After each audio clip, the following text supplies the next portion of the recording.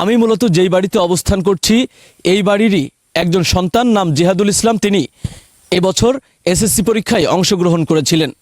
অদম্য ইচ্ছাশক্তি এবং মেধার বলে তিনি গতকাল যে রেজাল্ট প্রকাশিত হয়েছে তাতে গোল্ডেন এ প্লাস পেয়েছেন। আমরা আজকে তার মুখ থেকে এবং এলাকাবাসীর মুখ থেকেই শুনবো তার সফলতার গল্প। মূলত জিহাদুল যখন ছোট্ট ছিল তার পিতা বিশেষ একটি দুর্ঘটনার শিকার হয়ে মৃত্যুবরণ করেন। একই সাথে তার চাচাও মৃত্যুবরণ করেছিলেন।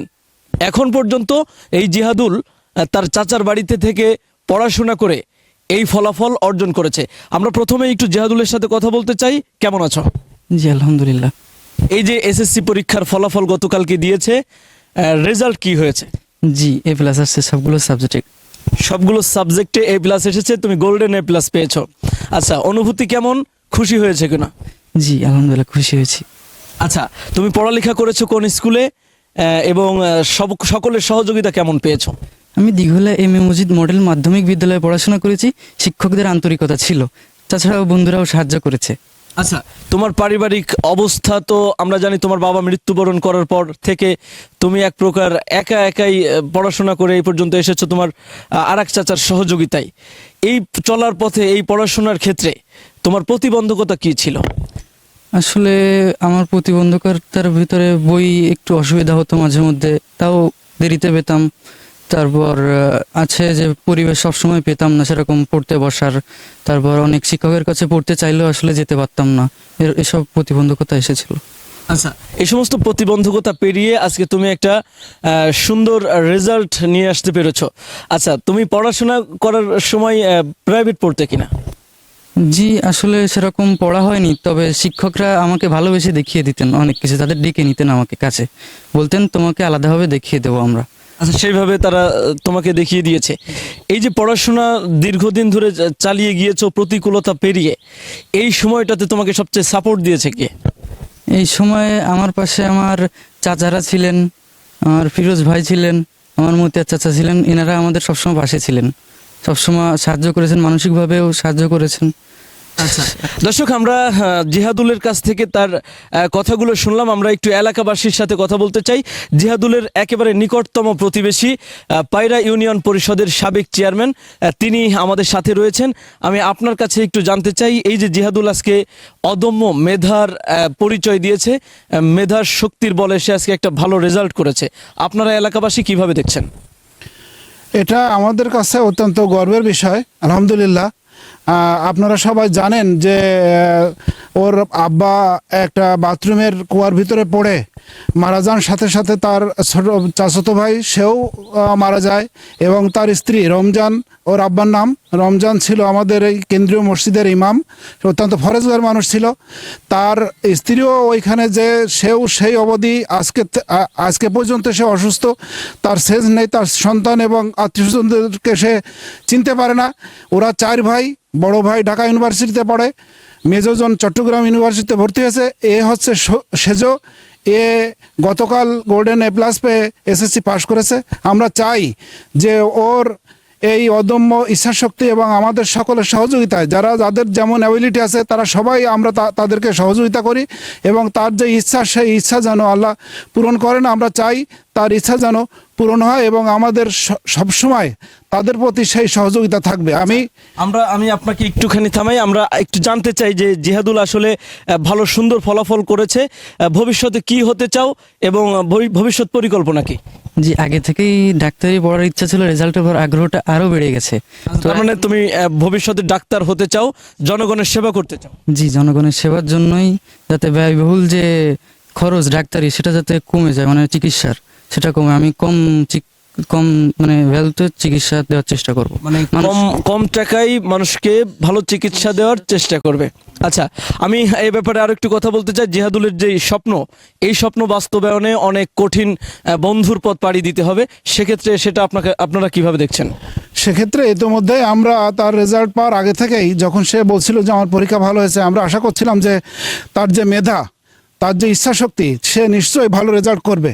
আমি এবং আমার বন্ধু জনাব মতিয়ার রহমান শেখ, আমরা সহ ওর আরও এক চাচা আছেন ঢাকাতে থাকে, জনাব আশরাফুল ইসলাম গাজী, আমরা বসে ইতিমধ্যেই সিদ্ধান্ত নিয়েছি যে তার লেখাপড়ার জন্যে, তাদের লেখাপড়ার জন্যে যা যা করণীয় সেটা আমরা চেষ্টা করব, সর্বোত্তম চেষ্টা করব। আমরা জানি যে তার ডাক্তার হওয়ার ইচ্ছা, কারণ আমি তার কাছে জিজ্ঞেস করেছিলাম যে ডাক্তার হওয়ার ইচ্ছাটা কেন।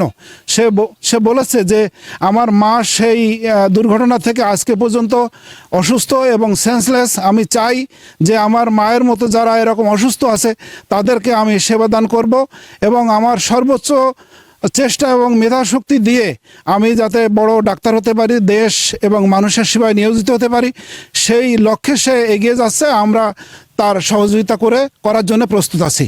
আচ্ছা, আমি আপনার কাছে একটু জানতে চাই, আপনারা এই জিহাদুলের পড়ালেখার ক্ষেত্রে খোঁজ খবর রেখেছেন। আজকে জিহাদুল সফল হয়েছে, গোল্ডেন A+ পেয়েছে, বারান্দি গ্রামের মুখ উজ্জ্বল করেছে। বিষয়টা আপনারা কিভাবে দেখছেন? আসসালামু আলাইকুম। আমরা এটা প্রথমে আল্লাহ তাআলার দরবারে লাখো কোটি শুকরিয়া আদায় করি যে আমাদের ইমাম রমজান আলীর 4টে ছেলেই মেধাবী এবং আমাদের প্রচেষ্টায় বড় ছেলে এখন ঢাকা ভার্সিটিতে পড়তেছে, মেজো ছেলে চিটাগাং ভার্সিটিতে পড়তেছে, এই আছে সেজো। আমরা ইতিমধ্যে অনেকের কাছে গেছি তাদের সহযোগিতার জন্য, আমি আর ফিরোজ সাহেব।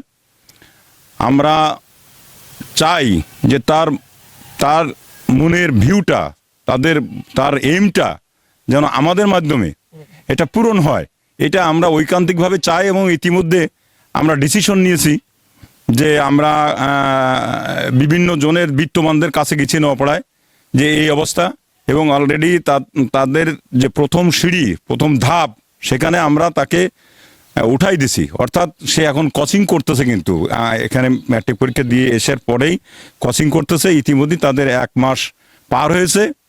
আমরা তাদের পে যেটা, যারা কোচিং করায় শিক্ষকরা, তাদের পেটাও পেমেন্ট করে দিছি। আচ্ছা, এই যে জিহাদুলের অনবদ্য সাফল্য, এটাতে আপনারা খুশি কিনা?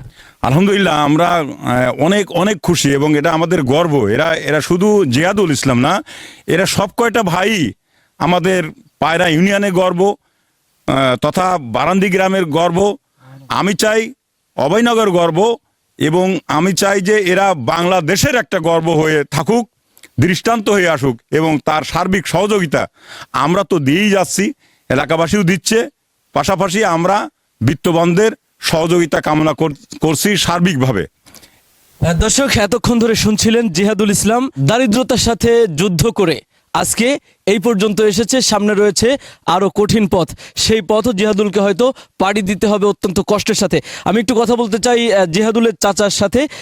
জিহাদুলের ছোটবেলা থেকে ওর মেধার যে বিকশিত হওয়ার যে ব্যাপারটা, এটা আপনারা কিভাবে বুঝেছেন এবং আজকের যে ফলাফল, এই ফলাফলে আপনারা খুশি কিনা? আসসালামু আলাইকুম। আমি ছোটবেলা থেকে আমার এই ভাইপো, আমার এই ভাইয়ের আমরা দুজন একসাথে ছিলাম, একই পরিবারে ছিলাম আমরা। আমার এই ছোটবেলায় আমার এই ভার্সিটিতে পড়ে রিয়াজুল ইসলাম আর জান্নাতুল ফেরদাউস আর এই জিহাদ, এরা ছোটো থাকতে আমি লেখাপড়া করাতাম। মানে প্রাথমিক সেকশানে আমি জানি যে আমি তো লেখাপড়া বেশি শিখতে পারিনি, তা আমি জানি যে প্রাথমিক সেকশানে যদি ভালো করে গড়ে ওঠানো হয়, ভিত মজবুত করা হয়, তা সেই আলোকে আমি এদেরকে ছোটোবেলা থেকে আমি গড়ে উঠেছি। ছোটবেলা থেকে সেইভাবে আমি এদেরকে লেখাপড়া শিখি। জিহাদুলের বাবা নেই, জিহাদুলের মাও অসুস্থ, চাচাও মৃত্যুবরণ করেছে, এক্ষেত্রে আপনি তার অভিভাবকের ভূমিকা পালন করেছেন, তো এই বিষয়টা আপনি কিভাবে মেনটেন করেছেন? আমি এই যে আমার চাচা চেয়ারম্যান, ফিরোজ চাচা চেয়ারম্যান ছিল, আমার ভাই এই যে মতিয়ার শেখ, এদের সাথে সবসময় পরামর্শ করি বিভিন্নভাবে মানুষের সহযোগিতা নিয়ে, আর আমি থাকি মোটামুটি এদের করেছি। আপনাদের আর্থিক অবস্থা কেমন? আমি এসে যেটা দেখতে পাচ্ছি সচ্ছলতা তেমন আছে বলে মনে হয়নি। আপনাদের আর্থিক অবস্থা আসলে কেমন? আর্থিক অবস্থা তেমন একটা ভালো নয়, কোনো মতে চলে। ওই কটা অল্প করে কিছু ধান হয় তাই দিয়ে, আর হ্যাঁ পানি উঠে যায়, পানি উঠানো পানি উঠে যায়, এই পিছনের গাছগাছালি সব মারা গেছে, পানি মানে খুব কষ্টের সাথে আমরা দিনপাত করি। আচ্ছা দর্শক, জীবন যুদ্ধে হার না মানা একজন অদম্য মেধাবী শিক্ষার্থীর নাম জিহাদুল ইসলাম, যে এবছর এসএসসি পরীক্ষায় অংশগ্রহণ করে অদম্য মেধার স্বাক্ষর রেখেছে। দর্শক, এতক্ষণ ধরে আমরা শুনছিলাম সেই জিহাদুল ইসলামের সফলতার গল্প। আগামীতে জিহাদুল যেন উচ্চ শিক্ষায় শিক্ষিত হয়ে দেশ এবং জনগণের কল্যাণে ডাক্তার হয়ে সেবা করতে পারে, এমনটি সকলের প্রত্যাশা।